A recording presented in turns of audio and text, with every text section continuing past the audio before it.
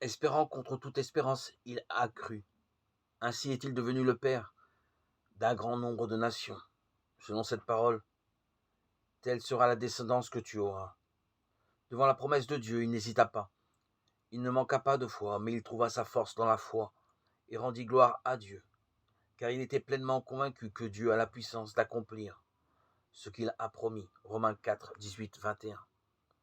Il est des circonstances de la vie où nous comprenons douloureusement ce que signifie espérer contre toute espérance.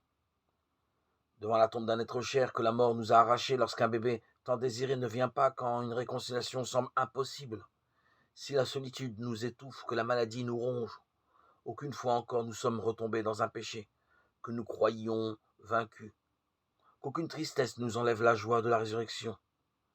Toutes les beautés, les bonheurs vibrants de ce monde nous la font pressentir, toutes les peines, les absences et ce sentiment confus ou déchirant d'inachevé, de manque d'une plénitude nous poussent à l'attendre. La résurrection va venir pour nous. Lorsque tous les espoirs de la vie s'éteignent, seule la grande espérance demeure. Nous ressusciterons avec le Christ pour la vraie béatitude que partout nous avons cherchée. Il vient, le Seigneur qui nous ressuscite, pour une joie sans fin. Son lever est aussi sûr que l'aurore. Osée, chapitre 6, verset 3.